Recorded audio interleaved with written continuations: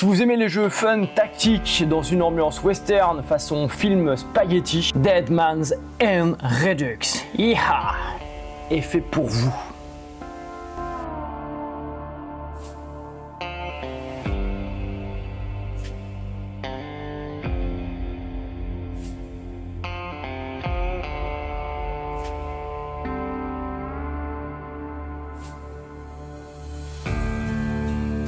Bonjour les hobbyistes, je suis John de Games of War Studio et aujourd'hui je vais vous présenter le tout nouveau starter donc pour Dead Man's End Redux donc de Great Escape Game qui est édité en France par Légion Distribution. La traduction sera assurée, si j'ai bien compris, par Studio Tomahawk. Donc vous aurez une VF très rapidement. Aujourd'hui je vous fais l'unboxing du starter en avance, en avant-première du starter anglais, mais à partir de fin septembre vous aurez la toute nouvelle version française. Pour ceux qui ne connaissent pas, Dead Man's End, la première version qui était éditée par Studio Tomahawk en français. Alors là on est sur une deuxième version, c'est un jeu d'escarmouche, donc un format très rapide qui dure un peu moins d'une heure.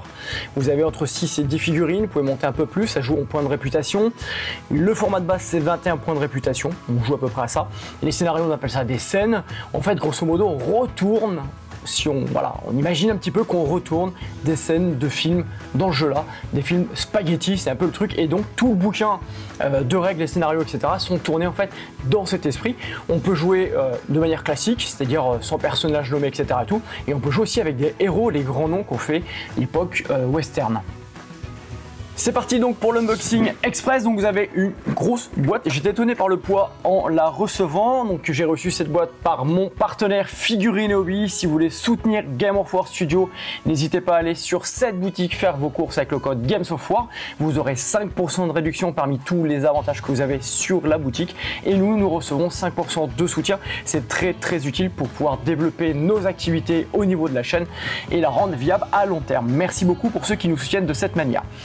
Je reprends rapidement donc une très grosse boîte bien fournie avec des décors plastiques, pas du MDF, du plastique, de faction à l'intérieur, la totalité de ce qu'il vous faut pour jouer.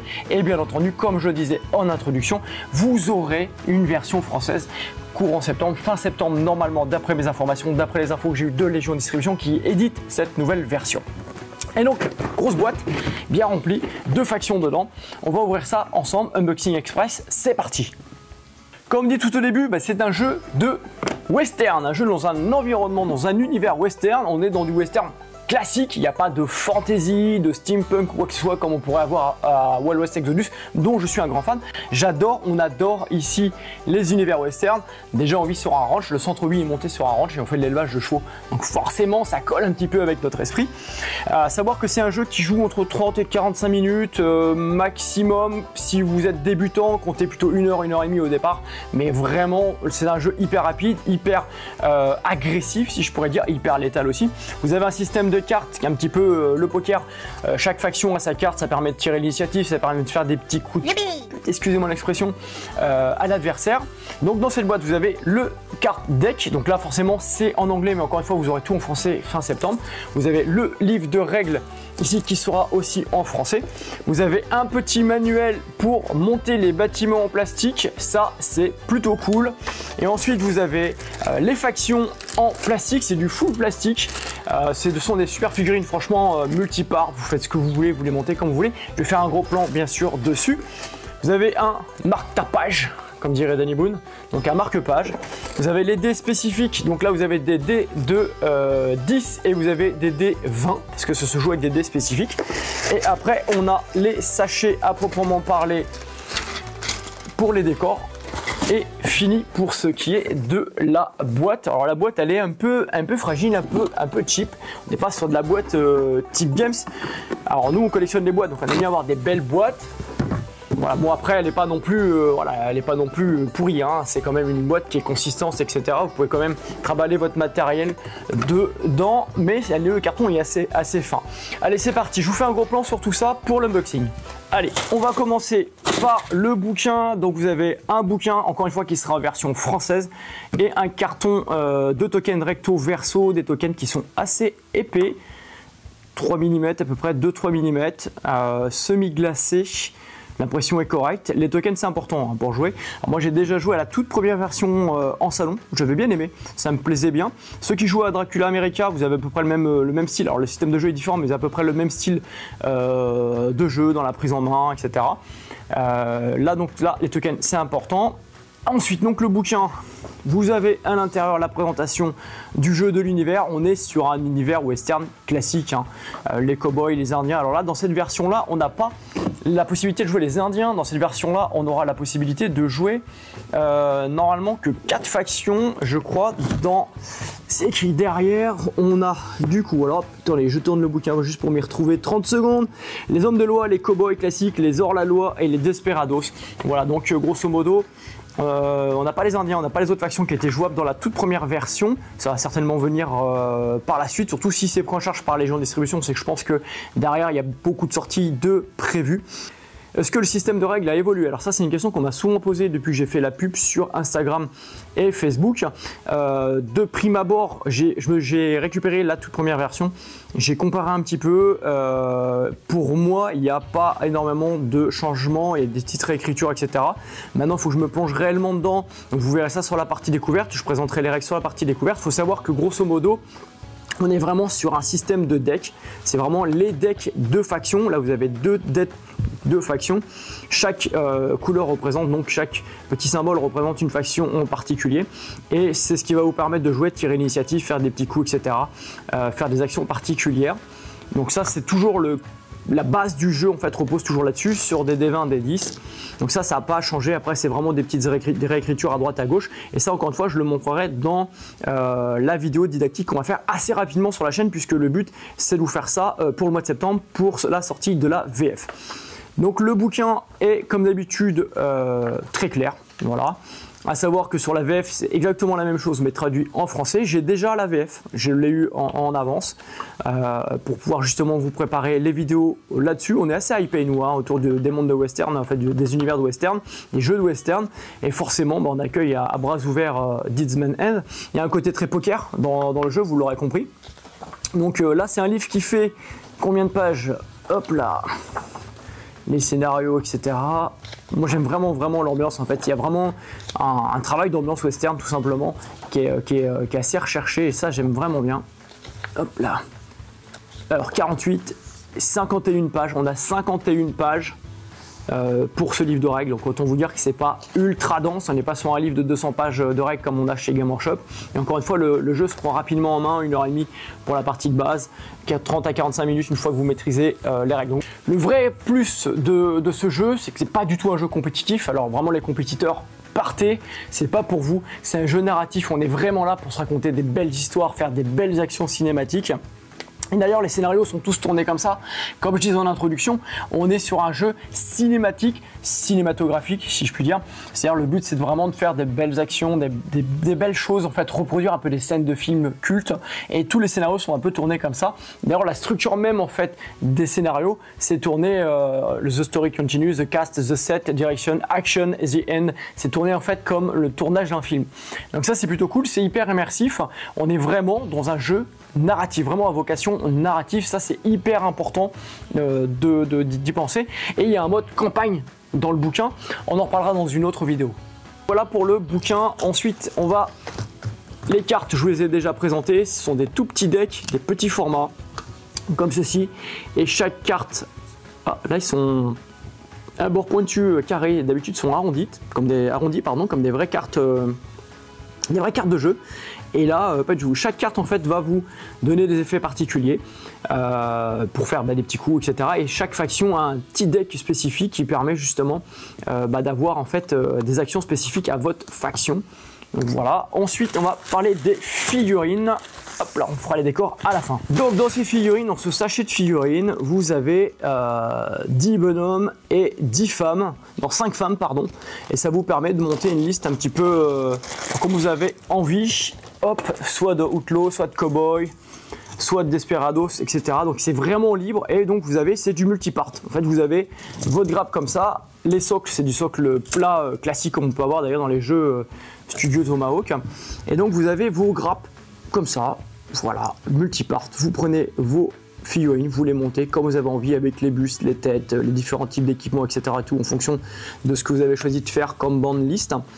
Et donc voilà, c'est vraiment du classique. On est, pour ceux qui aiment bien les jeux old school, on est vraiment dans l'old school. La gravure, c'est du old school. On est sur du 25-28 mm. Alors ils disent 28, mais l'échelle fait penser vraiment à du 25 ancien comme on pouvait avoir avant chez Game Workshop. Je vous fais un gros plan rapidement sur une grappe. Voilà, donc vous avez le gros plan sur une grappe. Vous voyez les têtes, les différents corps, les différentes armes, etc. Encore une fois, c'est du multipart, donc vous pouvez vraiment monter les figurines comme vous avez envie et avoir une grosse variété en fait de positions, de types d'équipements, etc. Ça, c'est plutôt cool. Vous avez 10 bonhommes dedans et 5 femmes, ce qui fait 15 figurines. Voilà, puis après, il faut vous arranger. Si vous jouez à deux, vous séparez un petit peu tout ça pour faire vos bandes en fonction de ce que vous voulez monter comme faction. Il y a 4 factions, encore une fois, présentes dans la boîte que vous pouvez jouer avec ce livre de base, avec ce starter de base. Donc, il y a les cowboys classiques, les hommes de loi, les desperados et les hors-la-loi. Donc là, on est sur du classique, pas d'indien pour le moment, mais j'espère que ça va venir. Perso, j'aime bien moi ce type de kit pour faire des figurines. Je trouve ça cool, c'est vachement, c'est facile à personnaliser en fait. On peut faire vraiment ce qu'on a envie et ça laisse une vraie liberté au modélisme et ça c'est plutôt cool. Donc ensuite on a le plan, on a un vrai plan pour monter les 3 bâtiments et on a 3 bâtiments. Ce que vous voyez ici au dos de la boîte, on a 3 bâtiments en plastique. Et alors ça, c'est la nouveauté, c'est plutôt cool parce que d'habitude on a du MDF, les gens s'équipent généralement chez Titi Combat parce qu'ils font beaucoup de décors western. Il y a d'autres boîtes, mais Titi Combat c'est ceux qui en produisent le plus et les plus abordables à mon avis. Et là on a des décors plastiques, donc avec un rendu supérieur au niveau peinture, qualité peinture je pense. Et déjà, ce que je peux vous dire comme ça, juste là, en regardant, en découvrant la boîte devant vous, parce que c'est ce que j'aime faire, j'aime ouvrir la boîte en fait directement quand je fais l'unboxing. J'aime rarement ouvrir la boîte avant et tout, j'aime pas me spoiler, j'aime bien découvrir pour avoir vraiment la primeur, puis la réaction honnête, claire. Et bien c'est vraiment cool. Pour moi, c'est la plus-value de ce starter parce que on est vraiment sur une gravure hyper fine. C'est fait donc par Grit Escape Game. Et c'est super propre. Il y a les noms, là il y a DMH Boardwalk, sur les grappes Street Skater, donc là on a des tonneaux etc et tout, on a du bon matos, des roues, des caisses et tout. C'est hyper bien gravé en fait, c'est hyper bien foutu, on est sur un plastique assez épais. On est sur du plastique, alors on va pas sur du plastique pas cheap, on est sur du plastique type Games, Archon Studio, on est vraiment sur des trucs hyper propres, bien définis, hyper qualitatifs. Donc 3 bâtiments à l'intérieur complets, je pense qu'il y a suffisamment de bits pour se faire des trucs sympas. On a même des chiens, des corbeaux pour mettre sur... Ça c'est cool, ça c'est vraiment cool, les chiens, les petits chiens comme ça, des corbeaux et tout pour faire traîner dans la rue, pour la déco et tout, pour créer l'ambiance, ça c'est plutôt cool. On a gavé de tonneaux, hein. Là on a 2, donc ça fait 1, 2, ensuite 3, 4, là ça s'est décroché. On a des petits seaux, le truc classique, petits seaux avec de l'eau en mettant un peu de résine, on peut faire des trucs sympas. Putain, c'est hyper, pardon, excusez-moi pour le gros mot, c'est hyper épais, hyper costaud. Donc franchement, on a gavé d'éléments qui peuvent être utilisés pour faire des petits décors. Et c'est assez facile, je pense même que c'est customisable assez facilement. Même les planchers intérieurs des maisons, parce que ça peut s'ouvrir, ça peut se démonter, s'ouvrir, ça c'est cool, ça permet de jouer à l'intérieur.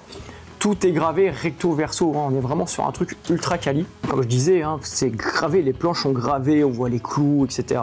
Et de l'autre côté aussi, c'est gravé, même les poutres sur le côté, tout sont gravés. Donc il n'y a pas un détail qui reste en plastique normal, hein. C'est vraiment tout est bien gravé. Alors le toit, bien sûr, le dessous de toit n'est pas fait. Mais il se voit pas, de toute façon quand on défait le toit, boum, ça se voit pas, et à la rigueur on peut le faire avec du carton, faire des petites planches et tout si on a besoin de vraiment être pointu dans la customisation. Non franchement c'est cool, et alors le petit truc vraiment c'est ces grappes là ces grappes de décor avec les caisses, les tonneaux etc, ça je trouve ça vraiment bien, ne serait-ce que pour les plans d'objectifs et tout. Et on a même sur ici les petites marches, les selles qu'on peut suspendre à l'entrée du saloon et tout, on a 3 baraques complètes. Ça c'est cool qu'on peut customiser comme on a envie, ça c'est plutôt cool, franchement c'est vraiment bien. Pour commencer à avoir 3 décors comme ça, c'est un jeu qui est assez létal, hein, donc il faut des décors sur la table quand même sinon on va mourir.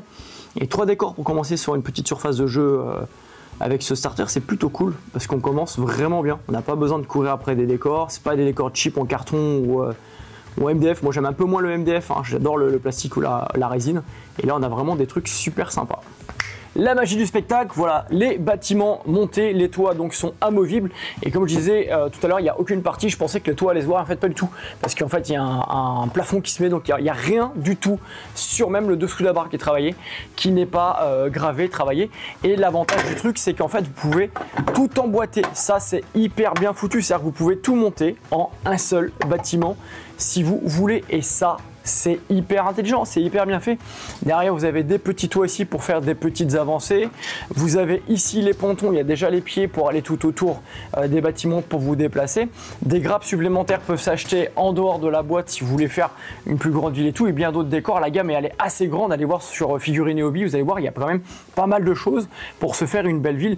Et les décors sont vraiment costauds, c'est vraiment du plastique hyper costaud. Pour moi, c'est la vraie plus-value de ce starter. On a vraiment de quoi commencer, se jouer une petite partie sur une petite table 60 par 60 et là c'est parti, vous pouvez jouer avec tous les décors et tout qu'il y a. Je pense qu'il y a vraiment de quoi faire. Voilà donc les hobbies pour cet unboxing express. Encore une fois, je ne m'attarde pas ni sur les règles ni sur le montage, vous verrez ça dans une autre vidéo tout monté et on fera une partie didactique comme d'habitude donc sur la chaîne et au Centre-Bi pour ceux qui veulent découvrir et qui sont proches du Centre-Bi. Je pense que c'est un bon starter pour commencer. La vraie plus-value pour moi ce sont les bâtiments plastiques, clairement, hein, pour le prix du starter. De base c'est 115 € en France en VF. Le starter vous pouvez le trouver un petit peu moins cher sur certaines boutiques tournant autour de 100, 105 €, 103,50 € je crois chez Figurines Hobby, mon partenaire, avec le code Games of War, vous l'aurez un peu moins cher, 5% de réduction et 5% de soutien sur la chaîne. N'hésitez pas à faire vos courses là-bas pour nous soutenir.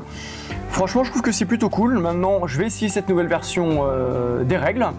Et puis, on va se retrouver rapidement pour un rapport de bataille didactique. Si vous avez déjà testé le jeu, n'hésitez pas à me dire ce que vous en pensez dans les commentaires. Ça m'intéresse d'avoir votre retour et vos petits conseils aussi.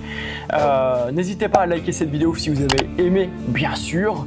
N'hésitez pas à partager également, c'est important pour le référencement. À vous abonner si ce n'est pas déjà fait. Et puis, je vous dis à bientôt les hobbyistes.